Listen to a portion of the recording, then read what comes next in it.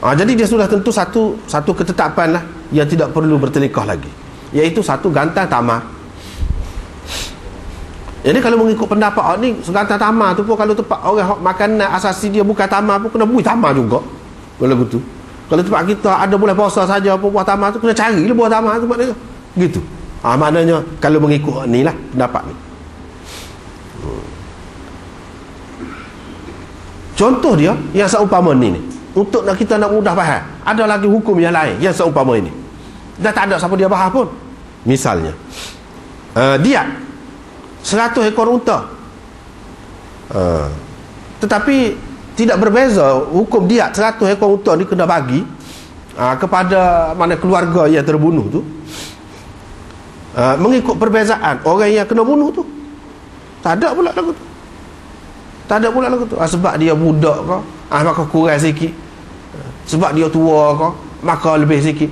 Sebab dia ni orang pandai ke, pemimpin ke, jadi kita kena lebih pada 100 ke. Ataupun 100 ni memang untuk orang hak sani pemimpin tu. Tapi kalau rakyat 50, adakah orang kata lagu tu? Tak ada. Kalau bunuh orang kena bayar diat, hak kena diat lah, hukum hak berkait dengan diat. Bunuh orang yang kena bayar diat ni, maka lagu tu lah. Tak kira orang tu warna dia lagu mana, bangsa gapo, tak kira. Supaya juga ni bapa tak boleh fahamnya. Dia kata kan ada kata tu.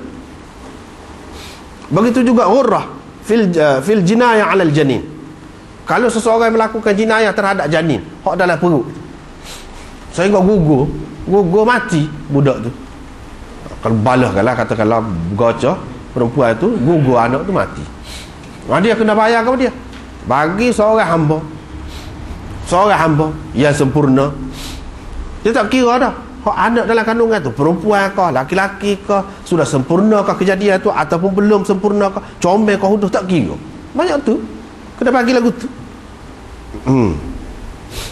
Begitu juga yang lain-lain.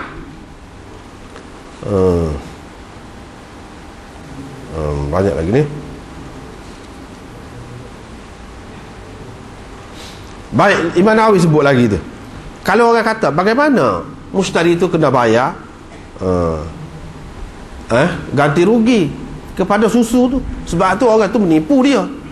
Sedangkan mengikut kaedahnya, kaedah ulama fiqh, apa dia ni orang panggil dalam qawaid fiqh, al-kharaju bid-dhaman. Al-kharaju bid-dhaman. Al-kharaju bid-dhaman mana seseorang berhak mendapat keuntungan daripada sesuatu yang dia menanggung risikonya. Dia menanggung risikonya. Dia berhak mendapat keuntungan daripada benda tu. Misalnya rumah, berapa tuan rumah berhak mendapat sewa? Dia beri sewa ke? Berapa dia berhak mendapat sewa? Sebab kalau rumah tu rosak, dia yang baiki. Itu makna al-kharaj bid-dhaman. Dia berhak, seseorang itu berhak mendapat untung daripada sesuatu apabila dia yang menanggung risiko benda tu. Kalau benda tu mati ke ataupun rosak ke, dia yang bertanggungjawab, bukan orang lain. Sekarang ni orang ni sudah beli kambing tu ataupun unta tu, bila sudah beli makna dalam milik dia. Kalau mati sebagai hak dia, dia menanggung kerugian. Dalam masa tu, dalam masa sebagai milik dia ni, dia menanggung kerugian, dia menanggung risiko.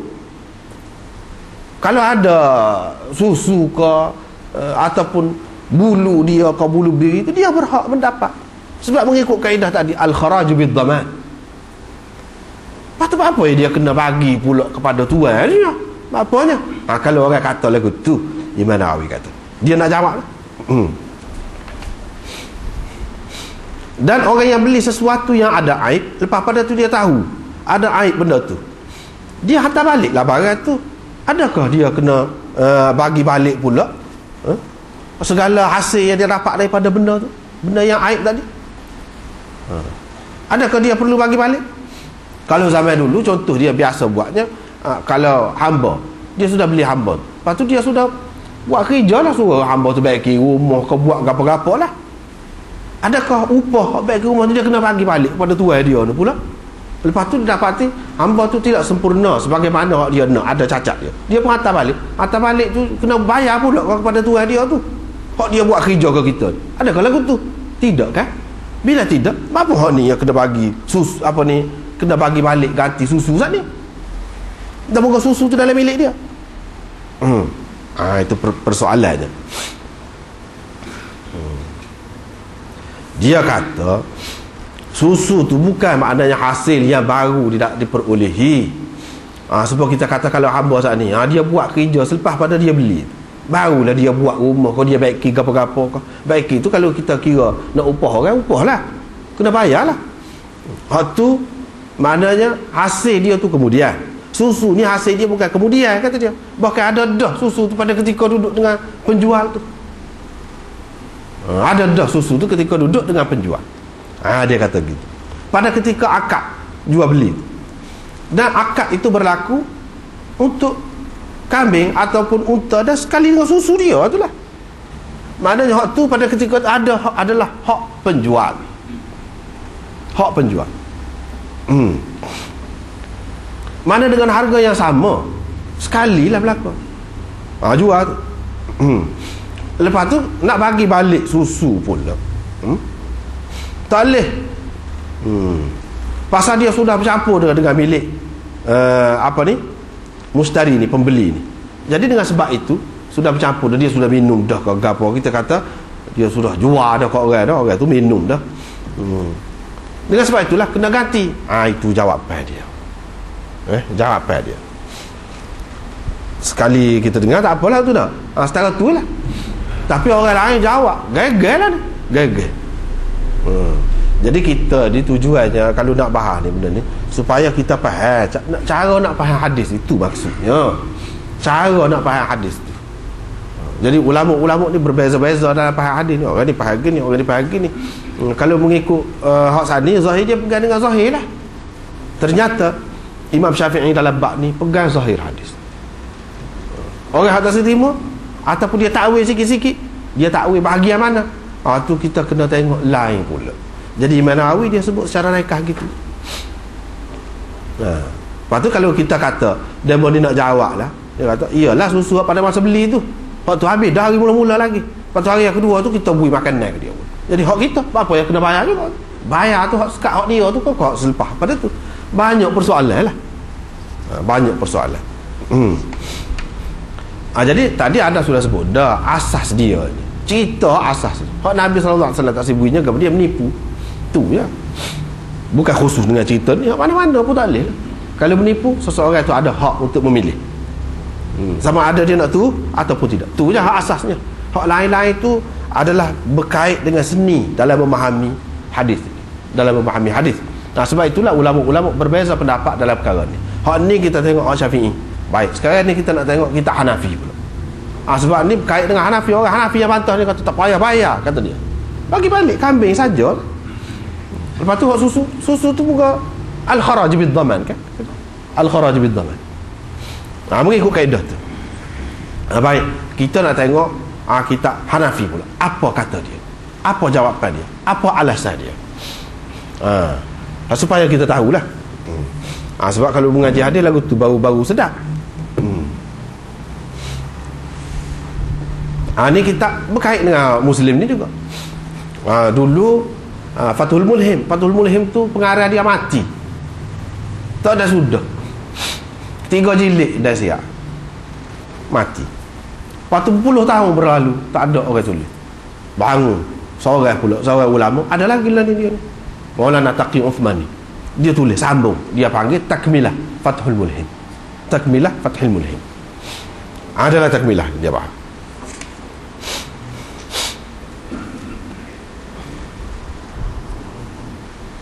Kita nak ambil setengah-setengah, bukan nak ambil semua.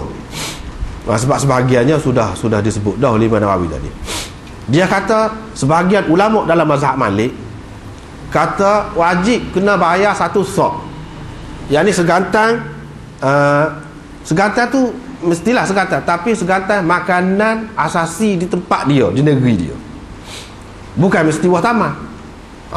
Ni pula. Dalam mazhab Malik gitu pula. Abu Yusuf pula kata. Tadi Imam Nawawi sebutkan Abu Yusuf orang ni Imam Malik itu secara umum serupa tu, bukan dalam segala perinciannya serupa, tidak. Secara umum serupa tu. Serupa dari segi memang kena bagi balik segantai tu. Tapi lagu mana? Tu beza pendapat. Mengikut Syafi'i dan orang yang sependapat dengan dia, memanglah dia kata kena tamal lah, tak kira lah sebanyak mana susu tu, tak kira. Segantai buah tamal. Makanan asasi dia kau, tidak makanan asasi dia kau, tak kira. Segantai buah tamal. Bagi balik sekali dengan kambing ataupun unta atau sebagainya. Abu Yusuf pula kata mengikut nilai. Nilai semasa bagi susu sebanyak tu. Tidak semesti segantai. Pula. Dia sebut segantai tu sebab biasanya dalam masa tu paling tinggi pun dia boleh pergi segantai.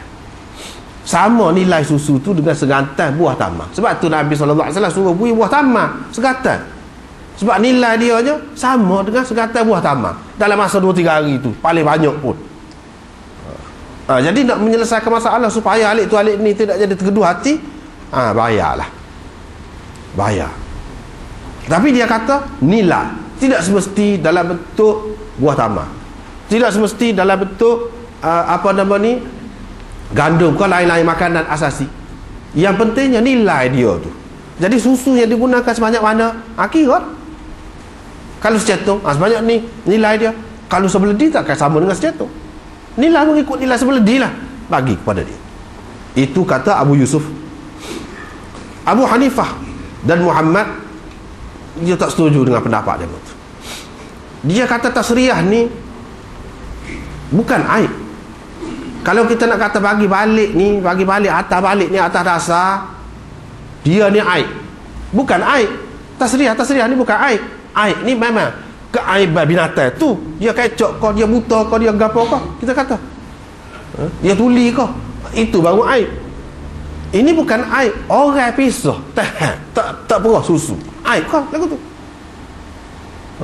Mula-mula lepas pada 2-3 hari tak ambil susu tu memanglah banyak hari mula-mula tu.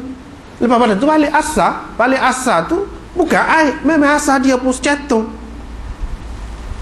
Jadi apa ya atas dasar, kalau nak atas balik ni atas dasar aib, ini bukan aib kata dia, bukan aib. Sebab aib ni hak asal, hak ni tidak ni, bukan aib. Baik. Jadi mengikut Imam Abu Hanifah, apa yang boleh dibuat oleh pembeli, hak dia boleh buat. Dia tidak boleh batalkan jual beli tu, tak boleh.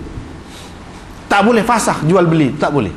Hak dia boleh apa dia? Dia pergi menuntut balik harga hak lebih, dia ambil lebih daripada dia. Mana kalau hak biasa kambing tu 200 je, tapi dengan sebab dia tertipu, jadi 300, dia nampak susu banyak, 100 dia boleh ambil balik, 100. Ambil piti balik 100, hak tu dia boleh. Tak ada makna nak atas segantai buah tamar ke segantai gandum ke, tak ada semua tu.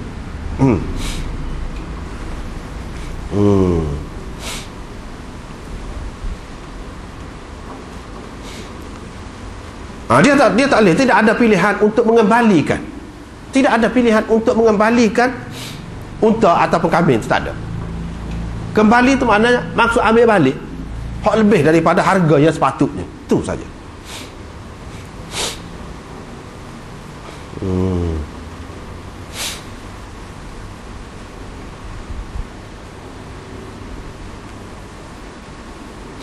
Jadi kesimpulannya hasil dia sebut.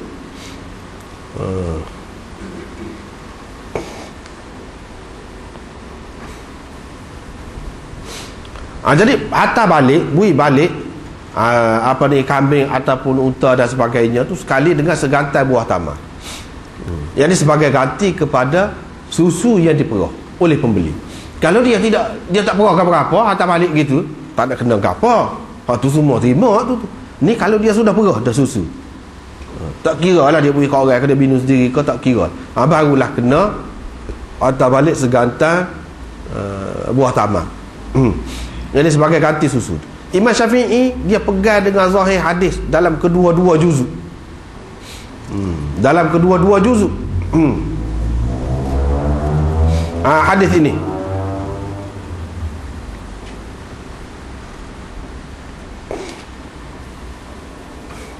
Adapun Malik dan Abu Yusuf, dia pakar dengan zahir juzuk yang pertama. Juzuk yang pertama.